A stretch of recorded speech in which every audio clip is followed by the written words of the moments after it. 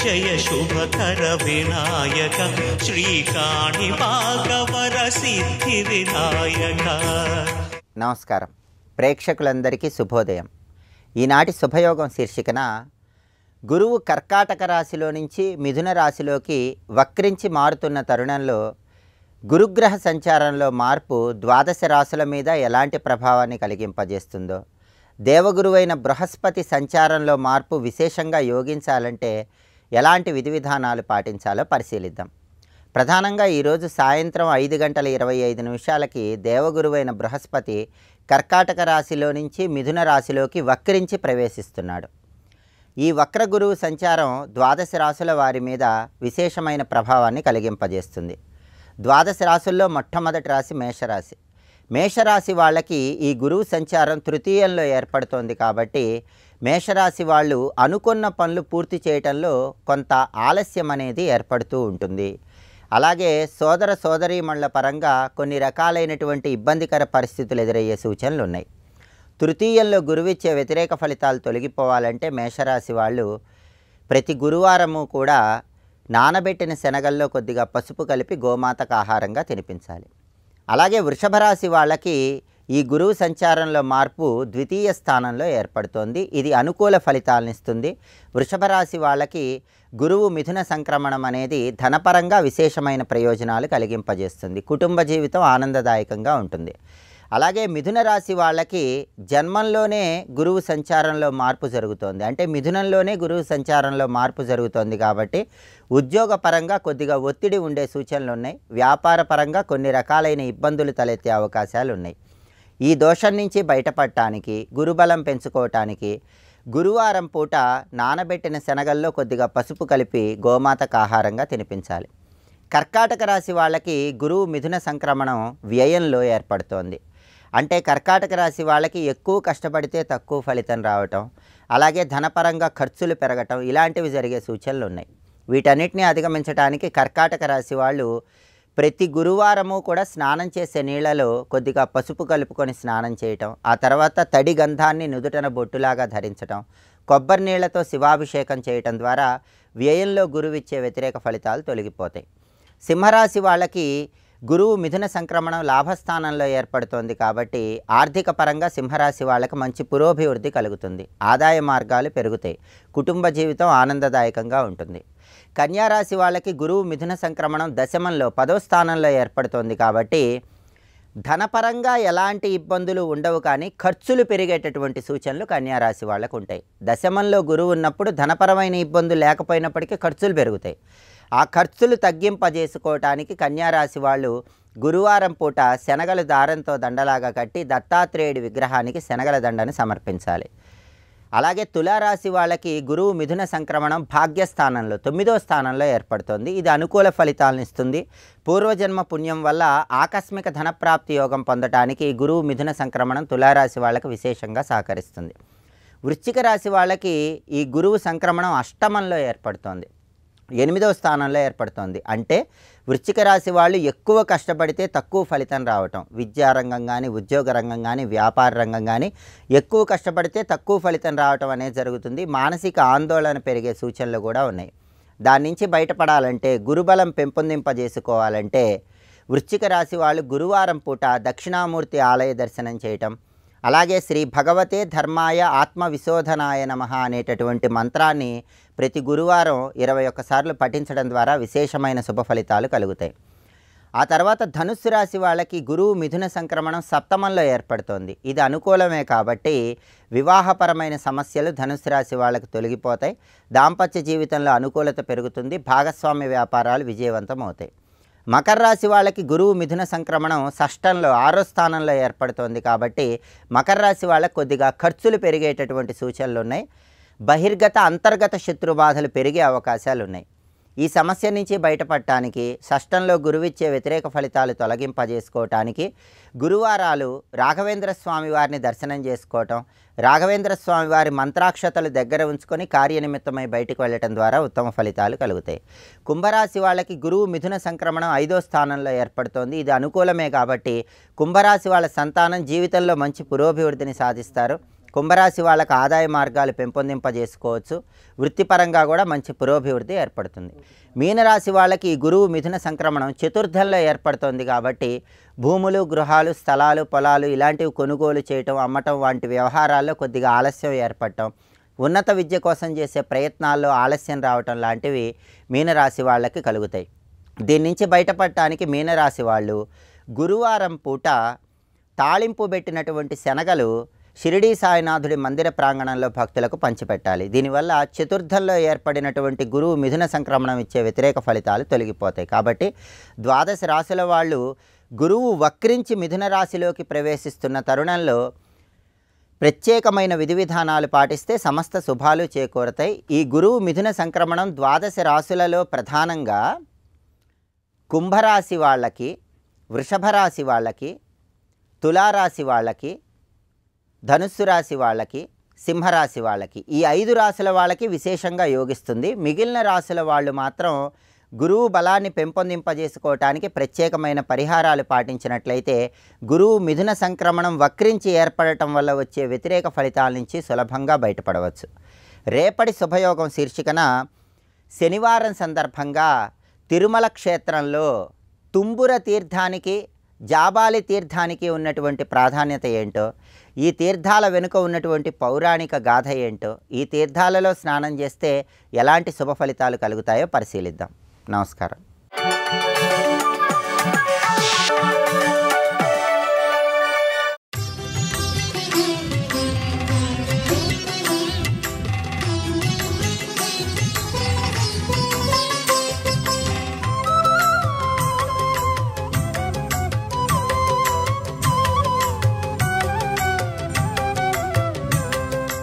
ఈ తల్లి లేకపోతే చరాచర జగత్తు నిరాధారమే. అటువంటి వసుంధరకు నమస్కారము. భూమిని ఎలా ఉపాసించాలి అనేది మరొక సందర్భంలో మళ్ళీ చెప్పుకుందాం. భూమి ఉపాసన ఉన్నది మనకి, అది చెయ్యాలి. ఇప్పటి వరకు అమ్మవారి యొక్క ప్రధానాంశ రూపములు అయిపోయాయి, 7 చెప్పారు. ఇప్పుడు ఇక్కడి నుంచి కళాంశాలు వివరిస్తున్నారు. ఇదంత విస్తారంగా కాకుండా పేర్లు మాత్రమే చెప్తారు. దయచేసి ఏకాగ్రంగా వినండి. ఎందుకంటే కేవలం దేవత అనగా ఒకానొక రూపమని మనం అనుకుంటున్నాం. అది మొదటి నుంచి ఖండిస్తూ వస్తున్నాం. ఒకానొక రూపము ఎక్కడో ఉంది, మనం కష్టపడి తెచ్చుకోవాలి అనే భ్రాంతిని ముందు వదిలేయండి. దేవత అనగా ప్రకృతి యందు నిత్యము మన అనుభవానికి వచ్చే శక్తియే. మనం కావాలనుకుంటున్న శక్తులే దేవతలు, మనకు లభించిన శక్తులే దేవతలు. ఇది తెలిస్తే ఆ దేవతల పేర్లు శక్తుల పేర్లే. ఒక శక్తికి పేరు, ఒక రూపం ఇస్తున్నాం. అది ఇక్కడ గమనించుకోవాల్సింది. స్వాహాదేవి వహ్నిపత్ని ప్రతి విశ్వేషు పూజిత. అమ్మవారి యొక్క కళాంశాలు చెప్తున్నారు. స్వాహాదేవి, ఈ తల్లి అనుగ్రహం లేకపోతే యజ్ఞములు జరగవు. అందుకే కళాంశాల్లో మొదటి స్వాహ. స్వాహ అంటే కానీ దేవతకు అందదు. స్వాహా రూపంతో యజ్ఞములు ఎందుంటుంది ఈ తల్లి. అలాగే స్వధాదేవి, ఈ తల్లి పితృదేవతలకి కవ్యములు ఇచ్చేటప్పుడు స్వధాపూర్వకంగా ఇవ్వాలి. దేవతలకు హవ్యములు ఇచ్చినప్పుడు స్వాహారూపంగా ఇవ్వాలి. అది స్వాహ అంటే దేవతలకు వెళుతుంది, స్వధ అంటే పితృదేవతలకు వెళుతుంది. ఈ 2 రూపాలతో వాళ్ళకు అన్నం పెట్టే తల్లి అమ్మవారు. ఈవిడ అగ్నిదేవుని భార్యలుగా చెప్పబడుతున్నారు, అనగా యజ్ఞములకు సంబంధించినవి. అలాగే దక్షిణ యజ్ఞపత్నీచ, యజ్ఞుడి యొక్క భార్య దక్షిణ. యజ్ఞుడు అన్నామే కానీ డూ కాదు, అది యజ్ఞము అని అర్థం. అది పెర్సానిఫై చేస్తున్నారు ఇక్కడ. యజ్ఞము అనే దాన్ని పురుషాకృతితో చూపిస్తూ దాని శక్తిని స్త్రీ రూపంగా చూపిస్తున్నారు. అందుకే ఇక్కడ వినబడే ప్రతి శక్తుల్ని మనం అమ్మగా, ఆ శక్తి ఎవరిదో వాడిని అయ్యగా భావన చేస్తూ వెళ్ళాలి. అందుకే యజ్ఞుని యొక్క పత్ని దక్షిణ. దక్షిణ అంటే దక్షిణ ఒక దేవత అండి. సుదక్షిణ అని పేరు కూడా పెట్టుకున్నారు కదా దిలీప్ చక్రవర్తి భార్య పేరు. దక్షిణ ఒక దేవత. దీని అర్థం ఏమిటి? మనం ఒక యజ్ఞం చేయాలంటే మన ఒక్కరి వల్ల కాదు, కొంతమంది సహాయం తీసుకుంటాం. వాళ్ళు మంత్రాన్ని, తపస్సుని ధారపోసి యజ్ఞం చేస్తారు. అంత యజ్ఞం చేస్తే ఆ ఫలితం కూడా వాళ్ళకి వెళ్ళిపోవాలి. కానీ నువ్వేం చేయాలి? వాళ్ళు నీ కోసం చేశారు కనుక ఫలితం నీకు దక్కాలి అంటే వాళ్ళు ఇంతవరకు చేసిన దానికి ప్రతిగా వాళ్ళకి నువ్వు సమర్పణ చేయాలి. ఆ సమర్పణ చేసినప్పుడు ద్రవ్యలోపం కానీ భావలోపం కానీ లేకుండా శ్రద్ధయా ధేయం, భియా ధేయం, హ్రియా ధేయం అన్నట్లుగా వాళ్ళు ఎంత ఇచ్చారో అంతకు తగ్గట్టు నేను ఇవ్వలేకపోతున్నాను, నేను ఇవ్వగలిగిందే ఇస్తున్నాను కానీ తగినంత ఇవ్వట్లేదని సిగ్గుతో ఇవ్వాలండి. అంతేగాని వాడు అంత యజ్ఞం చేస్తే ఎంత ఇచ్చేయాలా, కొంచెం ఆలోచించుకోవాల్సింది, అంత ఇచ్చేసానేమో అనుకున్నాడా యజ్ఞం అంతా నిరర్థకమైపోతుంది. కనుకనే ఎంత యజ్ఞం చేసినా వాడికి ప్రతికృతిగా నువ్వు తిరిగి సమర్పణ చేస్తేనే యజ్ఞం సార్థకం అవుతుంది, లేకపోతే నిష్ఫలం అవుతుంది. సార్థకము అనడానికి దక్షత, దక్షిణ అనర్థము. యజ్ఞమునకు సార్థకము కలిగించేది కనుక దక్షిణ, ఇది అర్థం. దక్షిణ ఒక దేవత, ఇది తెలుసుకోవాల్సిన ముఖ్యాంశం. అందుకే దక్షిణ లేని యజ్ఞం వ్యర్థమే. దక్షిణ యజ్ఞమునకు సమర్థతనిచ్చునది, ఇది అర్థం దక్షిణ శబ్దానికి అర్థం. అలాగే స్వస్తిదేవి వాయుపత్ని, వాయువు యొక్క పత్ని స్వస్తిదేవి. ఇక్కడ విశేషంగా నేను చెప్పను, పేర్లు మాత్రం చెప్తూ ఉంటాను. ఆ తల్లి అనుగ్రహం ఉంటే స్వస్తి. స్వస్తి అంటే ఏమిటి? స్వస్తి అంటే పూర్తి కాదండి. స్వస్తి అంటే సు అస్తి స్వస్తి, ఇది అర్థం. సు అంటే మేలు, అస్తి అంటే ఉన్నది, మేలు ఉన్నది, మంచి ఉన్నది అనేటువంటి సార్థకతకి స్వస్తి అని పేరు. కానీ స్వస్తి చెప్పడం అంటే పూర్తి చేయడం అని కాదు, మేలు ఉన్నది, మంచే ఉన్నది అనేటువంటి పాజిటివ్ థాట్, ఇది అర్థం అనమాట. స్వస్తి అంటే అది భావం, మేలే ఉంది, మంచే ఉన్నది. కానీ స్వస్తి చెప్పుట అని ఎవరైతే అంటారో వాళ్ళకి ఎప్పుడూ మేలే ఉంటుంది. అందుకే స్వస్తి వాయుపత్ని. అలాగే గణపతి పత్ని పుష్టి అన్నారు. పుష్టి అంటే సమృద్ధి, అన్నీ పుష్టిగా ఉండాలండి. అందుకే మా స్వామి కూడా పుష్టిగా ఉంటాడు గణపతి. అన్నీ ప్రతివాడికి పుష్టిగా ఉండాలి, లేకపోతే మహా కష్టం కదా. పుష్టి అంటే ఏమిటో మనకి శాస్త్రం చెప్తున్నది. ఎన్ని రకాల పుష్టులు ఉన్నాయో చూడండి. వాక్ పుష్టి, ధన పుష్టి, ధాన్య పుష్టి, గృహ ఆరామ క్షేత్ర పుష్టి, అష్టసిద్ధి పుష్టి, ఇలా రకరకాల పుష్టులు ఉన్నాయి. ఇంద్రియ పుష్టి, ఈ పుష్టులన్నీ ఉండాలట. అంటే ఏదో కాసింత ఉంటే మనకు సరిపోదు, సమృద్ధిగా ఉండాలి, అంతే కదా. అందుకే ఆ సమృద్ధి భావమే పుష్టి.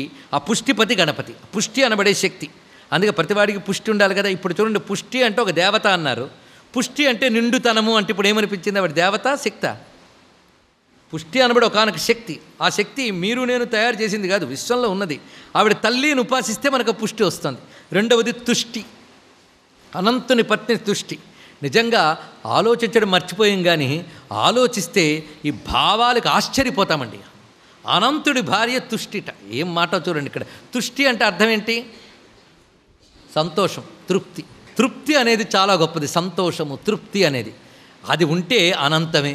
అందుకే అనంతుడి భార్య సంతోషం అని చెప్పడంలోనే సంతోషం ఉందా వాడికి అనంత సుఖము. అందుకే అనంతుడి భార్య తుష్టి, పుష్టి, తుష్టి. మీరు లక్ష్మీ అష్టోత్తర శతనామాలో రెండు వచ్చే, అందులోనేనా లలితా శాస్త్రంలో కూడా వచ్చింది.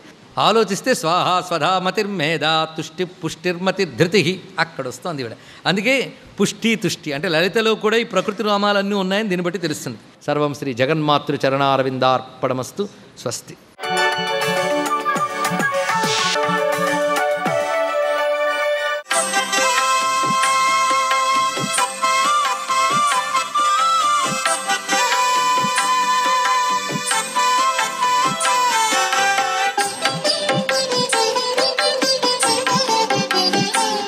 ఓం నమో నారాయణాయ. ఓం నమః శివాయ. శ్రీమాత్రే నమః. మార్గశిర మాసంలో శుక్రవారం నాడు లక్ష్మీదేవిని గనక నిష్ఠగా గనక పూజ చేసినట్లయితే దారిద్ర్యము అనేది లేకుండా లక్ష్మీ యొక్క దివ్య అనుగ్రహ కరుణా కటాక్ష వీక్షణాల వలన మనం తరగని సంపదతో తులతూగటానికి ఆస్కారం ఎక్కువగా ఉంటుంది. మార్గశిర లక్ష్మి తన దివ్యవంతమైన అనుగ్రహ కరుణా కటాక్ష వీక్షణాలను మనపై ప్రసరింపజేయటానికి అమ్మవారికి ప్రీతికరమైనటువంటి పద్మ పుష్పాలతో పూజ చేసిన పిదప ఆవు పాలతో చేసినటువంటి అన్నపు పరమాన్నాన్ని నైవేద్యంగా సమర్పించి 10 మందికి కనుక పంచినట్లయితే ఆ తల్లి యొక్క దివ్యవంతమైన అనుగ్రహం మనకు ఎల్లవేళలా ఉండి తీరుతుంది.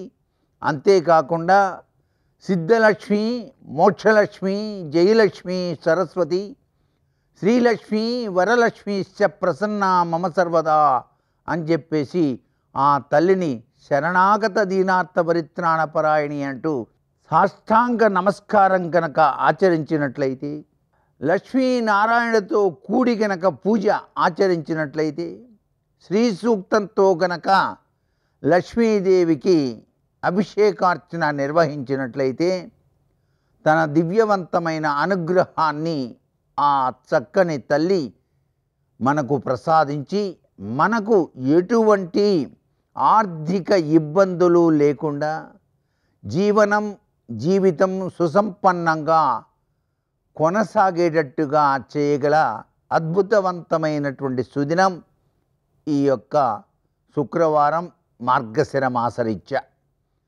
మాసానాం మార్గశీర్షోహం అని విష్ణుమూర్తి అన్నట్టుగా ఆ స్వామికి ప్రీతికరమైనటువంటి ఈ మార్గశిర మాసంలో మనం ఈరోజు శుక్రవారం నాడు లక్ష్మీదేవితో కూడి మనం గనక పూజించినట్లయితే వారి యొక్క దివ్యవంతమైన అనుగ్రహ కరుణా కటాక్ష వీక్షణాలు మనపై ప్రసరింపబట్టమే కాకుండా వివిధ రంగాలలో మనం అభివృద్ధిని సాధించడానికి ఆస్కారం ఉంటుంది.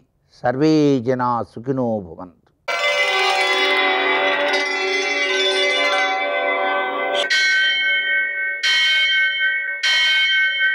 सहस्रशीर्षं देवं विश्वाक्षं विश्वशम्भुवं विश्वं नारायणं देवमक्षरं परमं पदं विश्वतः परमां नित्यं विश्वं नारायणगुं हरिं विश्वमेवेदं पुरुषस्तद्विश्वमुपजीवति पतिं विश्वस्यात्मेश्वरं शाश्वतं शिवमच्युतं नारायणं महाज्ञेयं विश्वात्मानं परायणम्.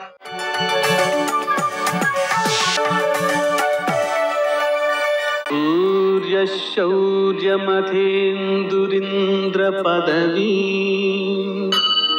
सन्मङ्गलं मङ्गलम्. లక్ష్మీం క్షీరసముద్రరాజతనయాం శ్రీరంగధామేశ్వరీం దాసీభూతసమస్తదేవవనితాం లోకైకదీపాంకురాం శ్రీమన్మందకటాక్షలబ్ధ విభవ బ్రహ్మేంద్రగంగాధరాం త్వాం త్రైలోక్యకుటుంబినీం సరసిజాం వందే ముకుంద ప్రియాం. నేటి కాలమాన విశేషాలను గమనిద్దాం. స్వస్తి శ్రీ చాంద్రమాన విశ్వావసనామ సంవత్సరం దక్షిణాయనం హేమంత ఋతువు మార్గశిరమాసం కృష్ణపక్షం శుక్రవారం. సూర్యోదయం 6:36 సూర్యాస్తమయం 5:37 తిథి పాడ్యమి రాత్రి 12:57 వరకు, నక్షత్రం రోహిణి ఉదయం 11:47 వరకు, వర్జం సాయంకాలం 4:42 నుంచి 6:06 వరకు, దుర్ముహూర్తం ఉదయం 8:48 నుంచి 9:32 వరకు, మరల మధ్యాహ్నం 12:29 నుంచి 1:13 వరకు, అమృతకాలం ఉదయం 9 నుంచి 10:23 వరకు, మరల రాత్రి 1:07 నుంచి 2:31 వరకు, రాహుకాలం శుక్రవారం కాబట్టి ఉదయం 10:30 నుంచి 12 గంటల వరకు, అష్టకవర్గ రీత్యా శుభప్రదమైన సమయం ఉదయం 8 గంటలకి. నేటి విశేషం శుక్రవారం లక్ష్మీదేవికి ప్రీతికరమైనది అయినా సరే మనం పూజించుకునేటప్పుడు లక్ష్మీనారాయణులను పూజించుకోవాలండి. ఒక దేవతను కాకుండా ఇద్దరిని పూజ చేసుకోవాలి. ఎందుకంటే సామాన్యంగా లక్ష్మీ పూజ అనే పేరుతో లక్ష్మీదేవికి ఒక వ్యక్తికే పూజ చేయడం లోకంలో కనిపిస్తోంది. అందుకని నేను స్పష్టంగా చెప్పాల్సి వస్తుంది, దంపతులకు మాత్రమే పూజ చేయాలి, లక్ష్మీనారాయణులకే చేయాలి. ఆ విధంగా లక్ష్మీనారాయణ పూజ మారేడు దళాలతో చేసుకోవడం మంచిది. అదేవిధంగా లక్ష్మీ అష్టోత్తర శతనామ స్తోత్రాన్ని 108 సార్లు, లక్ష్మీ హృదయం 5 సార్లు, కనకధారాస్తవం 3 సార్లు పారాయణ చేసుకోవడం అత్యుత్తమమైన ఫలితాన్ని అందజేస్తుంది. నేటి ఆణిముత్యాలు.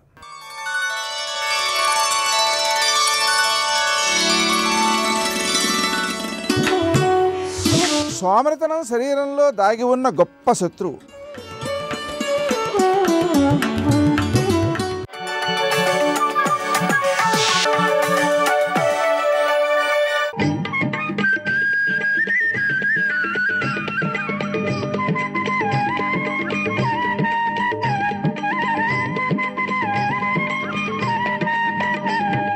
సుబ్రహ్మణ్యం సుబ్రహ్మణ్యం షణ్ముఖనాథ సుబ్రహ్మణ్యం సుబ్రహ్మణ్యం సుబ్రహ్మణ్యం షణ్ముఖనాథ సుబ్రహ్మణ్యం.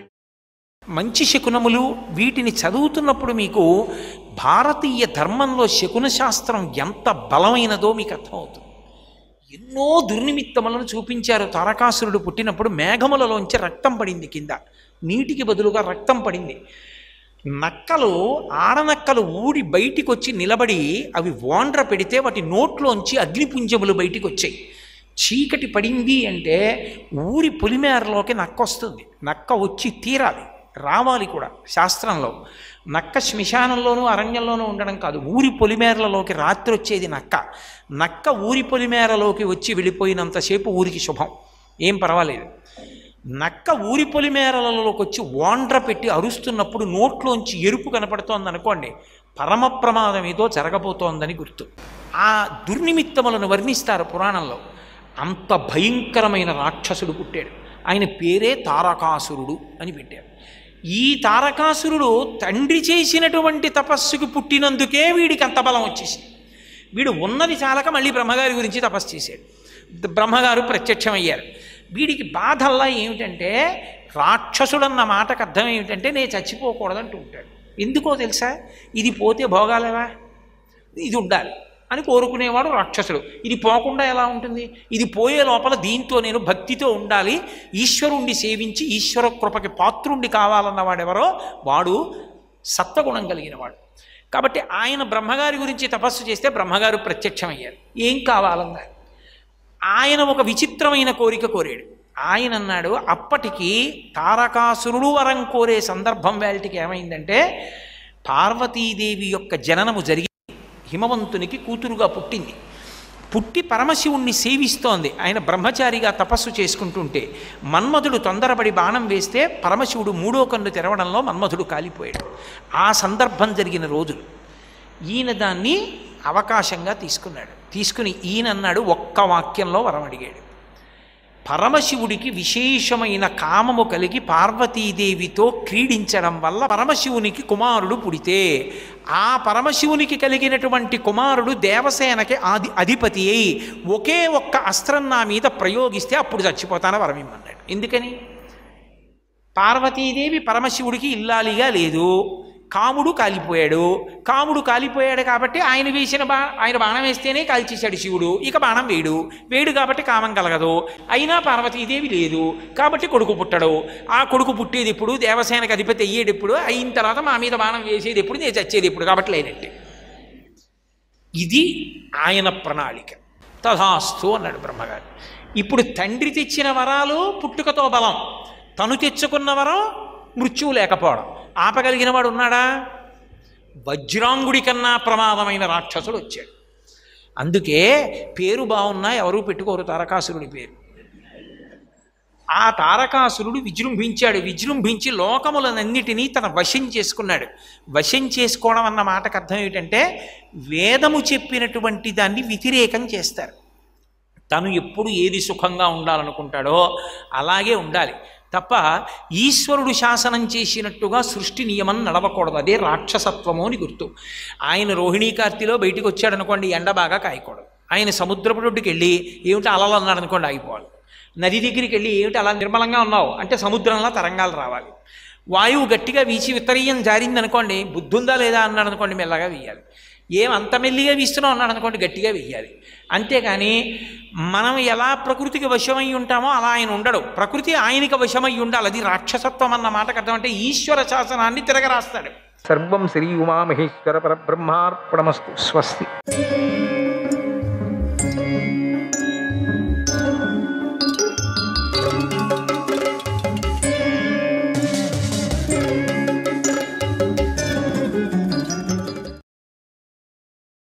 దుష్యంతుడు ముందుకు నడుస్తూ క్రూర మృగాలను చూసి ఆనందించాడు.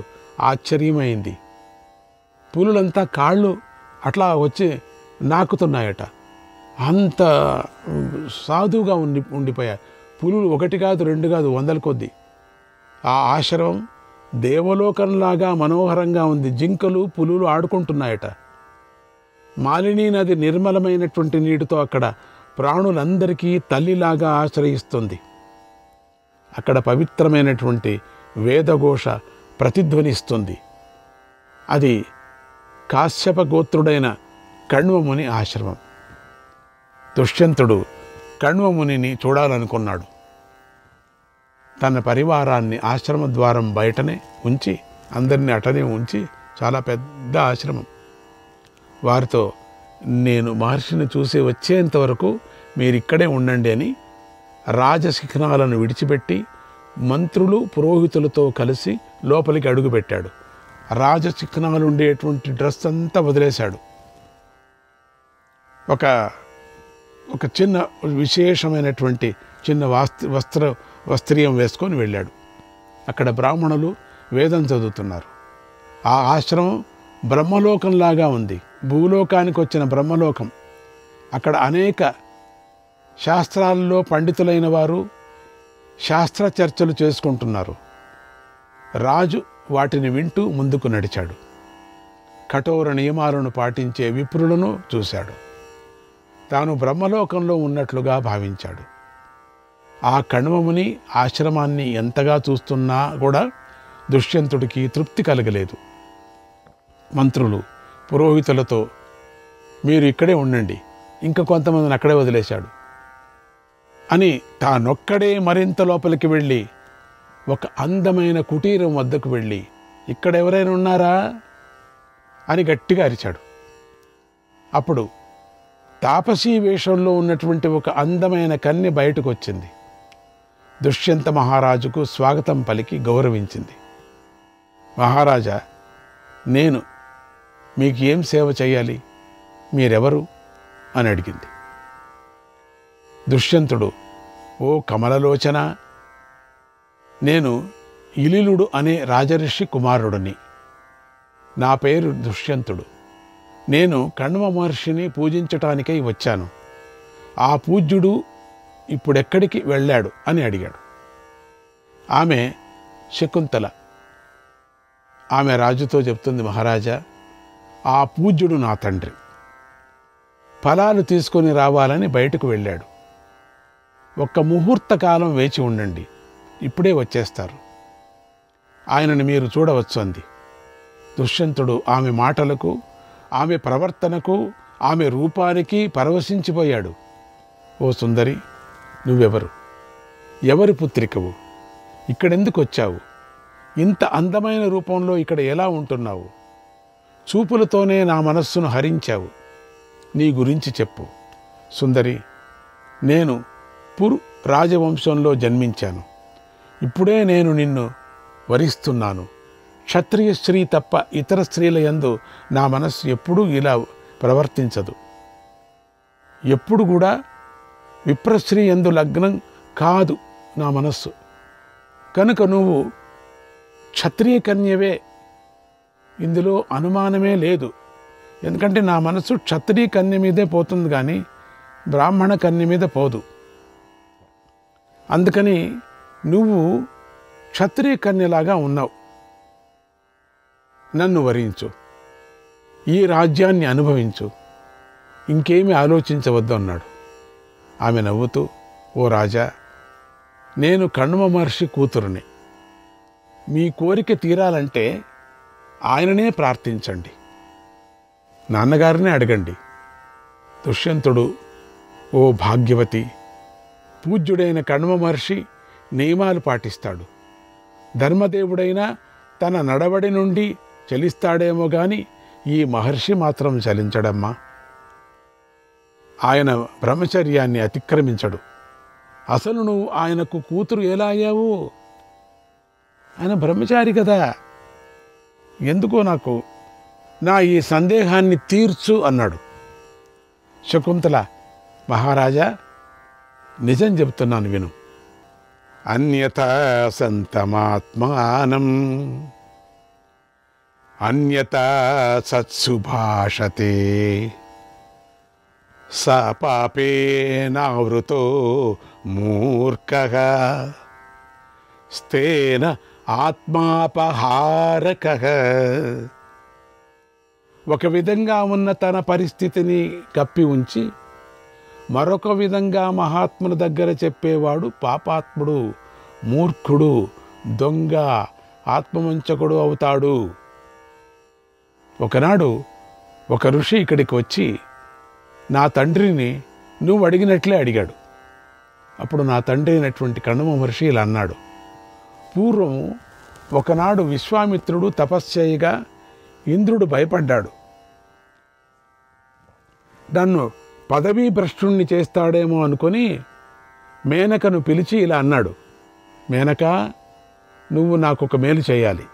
అదేమిటంటే, విశ్వామిత్రుడి వల్ల నాకు భయం పట్టుకుంది. నువ్వు ఆయనను చలింపజేయాలి.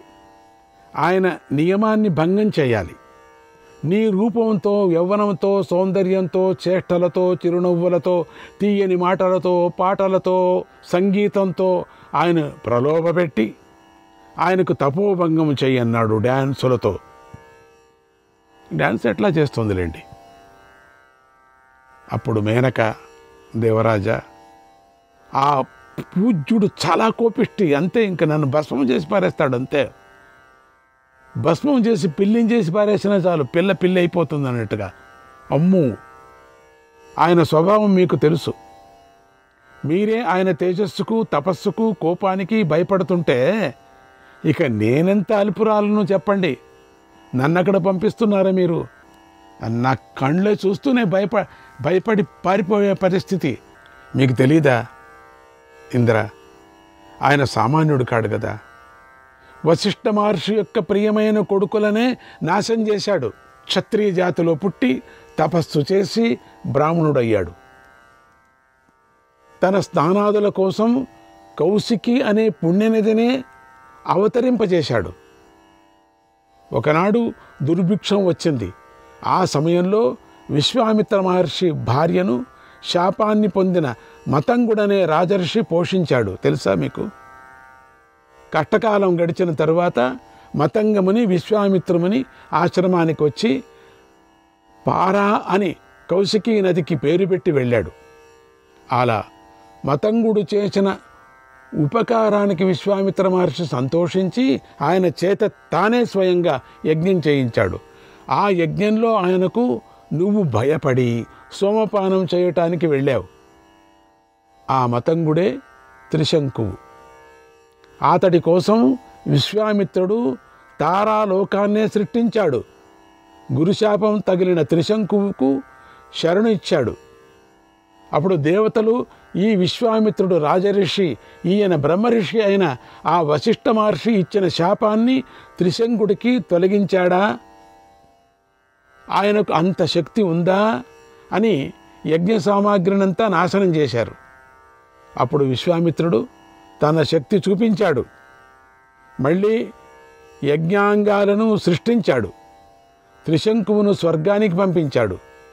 ఆయన ఇంకా ఇలాంటి అద్భుత కృత్యాలను ఎన్నిటినో చేశాడు. అటువంటి ఆయనకు నేనెంతో భయపడుతున్నాను. నేను బొమ్మ అంతే, కనుక తోలుబొమ్మలాగా. కనుక ఆయన కోపించకుండా, నన్ను భస్మం చేయకుండా ఉండే పని ఏమైనా ఉంటే చెప్పండి, నేను చేస్తాను. ఆయనకి కంటికి కనపడుకోకుండా ఇంకేమైనా చెప్పండి, చేస్తాను. కానీ కంటికి కనపడే డ్యాన్సులు గీన్సులు చేయమంటే నా చేత కాదు. మా కోపిష్టి.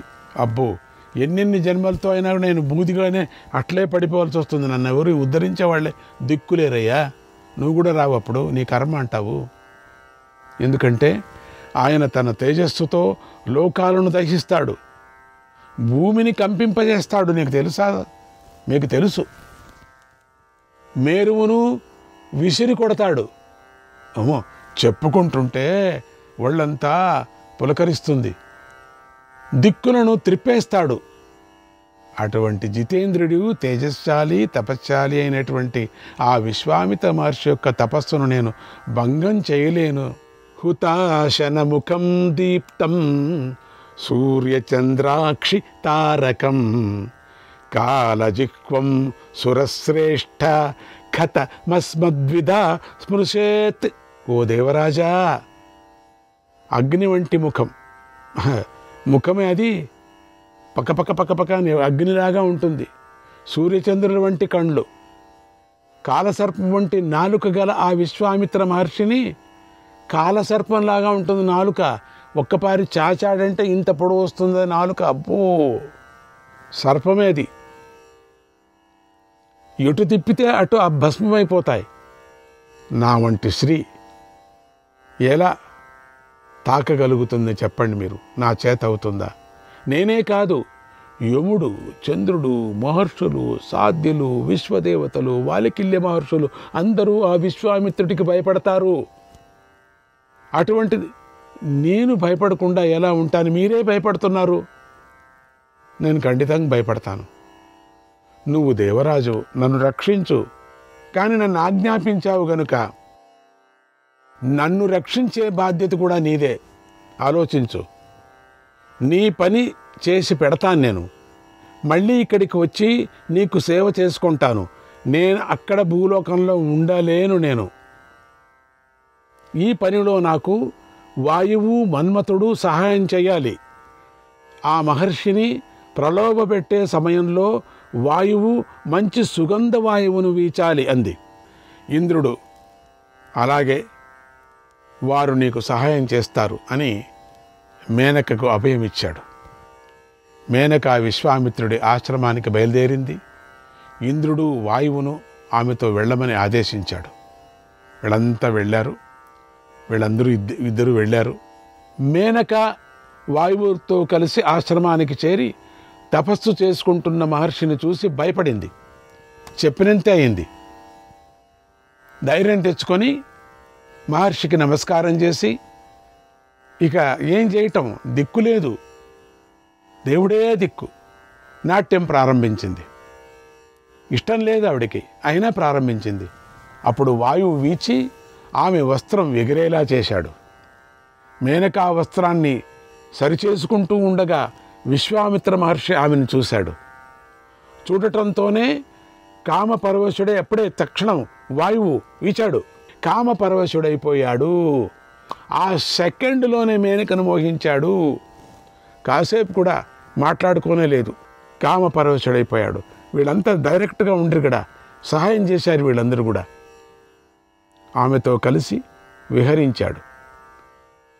ఎప్పుడూ సహనంతో ఉండే ఆయన కామక్రోధాలను జయించలేకపోయాడు. చూడండి, తపస్సును నాశనం చేసుకున్నాడు. అంతే, ఇంకా ఆ ఎంటపడ్డాడు, పెళ్ళెంటపడ్డాడు. మేనకకు ఆయన పూర్తిగా వశుడైపోయాడు. ఇంతగా ఆవిడ అడిగింది కదా అక్కడ మేనక, ఈయన సంగతి ఎంతెంతో చెప్పింది. ఇదేంటిది ఇట్లా తయారైపోయింది ఇక్కడ? అంత చెప్పుకున్న సగంలో కూడా కొంచెం కూడా పరీక్ష చేయలేదు కదా. సెకండ్లో మాయమైపోయింది. ఆవిడే అనుకుంది అప్పుడు, నేను చెప్పిందంత ఏంటి ఇట్లా అయిపోయింది అనుకుంది. ఆవిడ కూడా మాయలో పడిపోయింది. అదంతా మాయ, పూర్తిగా మాయ. వాళ్ళిద్దరికి ఏమైంది? పూర్తిగా వశుడైపోయాడు కదా. వారికి శకుంతల పుట్టింది. వెంటనే మేనక ఆ పసిగుడ్డును అడవిలోనే వదిలిపెట్టి తన పని పూర్తి అయిపోయిందని ఇంద్రుడి వద్దకు వెళ్ళిపోయింది. అంతే, తనకు కావలసిన పని అంతే. వాడి తపస్సుని నాశనం చేయాలా చేసేసింది. లేకపోతే ఇంద్ర పదవి వెళ్ళిపోతాడు. ఇక్కడ బ్రహ్మ పదవి పొందాడు, ఇక ఇంద్ర పదవికి ఎడుతున్నాడు. అందుకని ఇంద్రుడు చేసిన కుతంత్రం విశ్వామిత్రుడికి పాపం. కానీ తర్వాత వదిలేసిపోయింది. ఇంక అంతే, వెళ్ళిపోయింది. వరం ఇచ్చాడు కదా రా అని, తపస్సు చేసుకోవాలని విశ్వామిత్రుడు వెళ్ళిపోయాడు. ఆయన కూడా వెళ్ళిపోయాడు. అప్పుడు ఆ వనంలో సంచరించే సింహాలు, పులుల నుండి ఆకాశంలో సంచరించేటువంటి గ్రద్దలు మొదలైన వాటి నుండి ఆ పసిపిల్లను రక్షించాలని శకుంతలాల పక్షులు, శకుంతలాలు అనేటువంటి పక్షులు చుట్టూ ఉండి రక్షించే ఆ పక్షుల పేర్లవి శకుంతలాలు అనేటువంటివి. ఆ సమయంలోనే నేను అక్కడికి వెళ్ళి ఆ పసిపిల్లను చూశాను. అప్పుడు పక్షులన్నీ నా పాదాలపై వ్రాలి మధురంగా ఇలా అన్నాయి, ఓ కణ్వ మహర్షి, ఈమె విశ్వామిత్రుడి కూతురు. ఆ నీ మిత్రుడు కామక్రోధాలకు లోబడి వాటిని జయించలేక సిగ్గుపడి ఈ పిల్లను ఇక్కడ విడిచి వెళ్ళిపోయాడు. అందుచేత దయచేసి ఈ పిల్లను న్యాసంగా నువ్వే పెంచు అన్నాడు. న్యాసం అంటే ఉంచటము, కొన్ని రోజులు ఉంచుకోమని చెప్పటం అని అర్థం. ఒక వస్తువు కానీ వ్యక్తిని కానీ మరొకరి దగ్గర ఉంచటమే న్యాసం అంటారు. దాచుకోండి అంటారు, కొన్ని రోజులు దాచండి అని.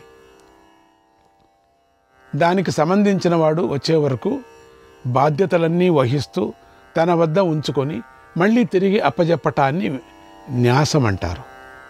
సర్వభూత ఋతజ్ఞోహం సర్వభూత ఋతజ్ఞోహం దయవాన్ సర్వజంతుషు. నాకు అన్ని సకల ప్రాణుల భాషలు తెలుసు. సకల ప్రాణులందు నేను దయగలవాడిని. ఈ పిల్ల ఈ అడవిలో శకుంతలాల పక్షుల చేత రక్షించబడింది కాబట్టి ఈమెను అక్కడి నుంచి తీసుకొచ్చి పెంచి పెద్ద చేశాను. శరీరకృత్ ప్రాణదాత యస్య చాన్నాని భుంజతే యస్య చాన్నాని భుంజతే క్రమేణైతే త్రయోప్యుక్తాః పితరో ధర్మ శాసనే. శరీరాన్ని ఇచ్చినవాడు, ప్రాణాన్ని కాపాడినవాడు, అన్నం పెట్టినవాడు, జన్మదాత, ప్రాణదాత, అన్నదాత ఈ ముగ్గురు తండ్రులే అని ధర్మశాస్త్రంలో చెప్పబడింది.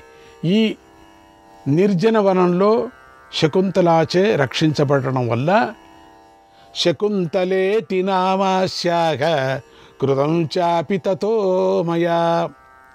శకుంతల అని ఈమెకు పేరు పెట్టాను. ఓ బ్రాహ్మణ, ఈ విధంగా ఈమె నాకు కూతురయ్యింది. ఈమె నన్ను తండ్రిగా భావిస్తుంది. ఇది శకుంతల కథ అని మా తండ్రి అయిన కణ్వ మహర్షి ఆ బ్రాహ్మణుడికి నా కథను చెప్పాడు. దానినే నేను నీకు చెప్పాను అని చెప్తున్నది దుష్యంతుడికి. ఓ దుష్యంత మహారాజా, ఇలా నేను కణ్వ మహర్షికి కూతురయ్యాను. ఆయన నా తండ్రి. ఇది నా కథ అంది శకుంతల. శ్రీకృష్ణాయ పరమాత్మనే నమః.